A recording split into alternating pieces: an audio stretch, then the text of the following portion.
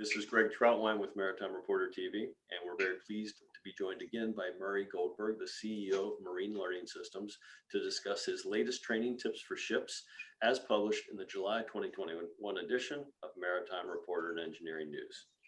Murray, the headline from your latest installment of Training Tips for Ships series is Want Reliable Crew? Create Reliable Assessments. Why exactly are assessments important? Yeah, thanks for asking, Greg. I mean, assessments are actually hugely important, but they don't kind of get the attention that they deserve. We don't think about it as much as we should.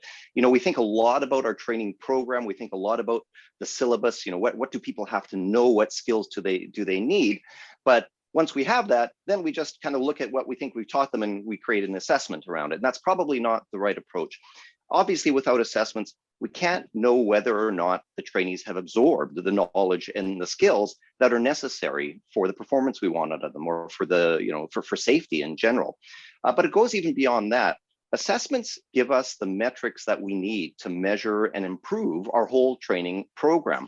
You know, as the saying goes, if you can't measure it, you can't manage it. And there are a lot of metrics that we use to measure the health of our training program. One of the key ones is actually student assessment. So we have to think about that too when we build assessments. So our assessments require every bit as much thought as the training itself, maybe even more. So I'm sure that it's far easier said than done, but what is needed to create valid and reliable assessments? Right. Well, so as you say, good assessments break down into these two kind of categories. Are they valid? Are they reliable?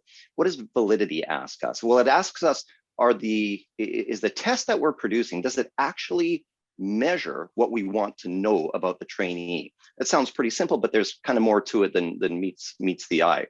You know, do we want to know if our crew is actually going to perform safely? If you have a valid test, then a safe employee is going to score well on that test, and somebody who's going to be unsafe in the field is not going to score well on that test.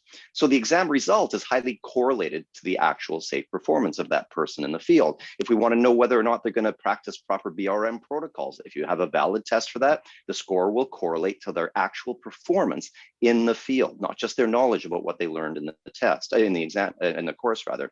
So to achieve that, we need to look beyond what's taught in the class, and we have to look to the end goal when we're building an assessment. So that's validity. The second half of this is reliability.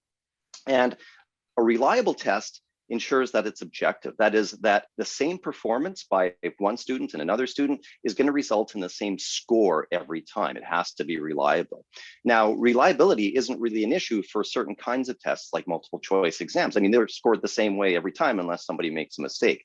But really, it's a big issue for much more complex assessments where you need experts in there. So if you have a written test like paragraph style answers, or if you have skill performance, you need an expert human to actually grade that.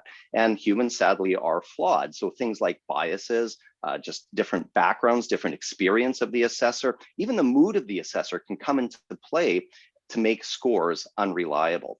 And that's a big issue, because if you can't rely on the score, you can't compare it, you can't track it. You know, if you get a 7 out of 10 and I get an 8 out of 10, unless we can ensure that's a reliable assessment, we don't really know that you did better than I did. Or even if I get tested this month and then get tested again 2 months later and the score is higher, did I really improve? Well, if the test isn't reliable, we can't say for sure that I've improved. So reliability is very important. So the easiest way to introduce reliability is to kind of take the human judge out of the equation, if you can. Assessments, as you well know, themselves vary by the type of test, particularly when it comes to skills assessment by human experts. How can we reduce the subjectivity of the human expert assessment in evaluating, for example, something like bridge resource management? Sure. So it is a really important question, because in the maritime space, many of the things that we test are these complex things that really are hard to test without some human expert, you know, just by multiple choice exams, for example. So there are ways that you can improve it. The first one, and it's fairly common practice, is by introducing what's called a rubric. A rubric is effectively a scoring sheet, and it lists, ideally, all the possible student responses that you're going to see in an assessment. So if you're watching somebody perform a skill, or if they're, you know, writing out a large written answer, it lists all of the things that you might expect to see and provides you with a concrete scoring sheet based on what you're going to see. So, this kind of response gives you a 3 out of 5. This kind of response gives you a 4 out of 5, and so on. Now, that's still not perfect because rubrics are never comprehensive and they're open to interpretation and even to varying degrees of adherence. I mean, not all assessors are really good at following the rubric.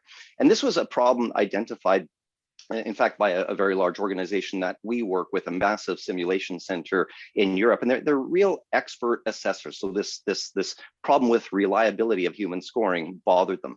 So the solution there was to build some assessment technology that takes the scoring intelligence of those experts and builds it into the application. So this way, despite the complex scenarios that they're assessing, they're scored the same way every time. Now, this required them to really build a very concrete rubric, because without a concrete rubric, you can't build an algorithm that goes through and scores it. But once they achieved that, then we were able to build an algorithm that takes that rubric and does the scoring and does it the very same way each time. So it's actually a very new and emerging and exciting area of skill assessment that's being worked on now. Okay. Murray, as always, we appreciate your insight and thank you again. Thank you, Greg. Always nice to talk to you. Have a great day.